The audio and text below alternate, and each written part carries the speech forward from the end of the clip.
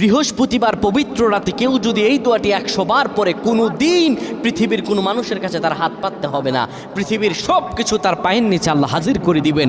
দারিদ্রতা থেকে মুক্তি দান করবেন, বিপদ আপদ থেকে মুক্তি দান করবেন, তার সম্মানকে সুউচ্চতা দান করবেন, অসুস্থতা থেকে দূরে রাখবেন। আল্লাহর অশেষ দয়া ও রহম তাকে দান করে দিবেন। সুবহানাল্লাহ। বৃহস্পতিবার রাত এটি গুরুত্বপূর্ণ রাত। এই রাত সপ্তাহে একদিন আসে। আরবিতে রাত আগে আসে, দিন পরে আসে। সুতরাং বৃহস্পতিবারের যে দিন গিয়ে রাত, এটি বৃহস্পতিবার রাত নয়, এটি শুক্রবারের রাত, এটি জুমাবারের রাত, এটি দোয়া কবুলের রাত, আল্লাহর কাছাকাছি হওয়ার রাত। সুবহানাল্লাহ। এই বৃহস্পতিবার রাত আল্লাহ তাআলা বান্দার দোয়া কবুল করেন।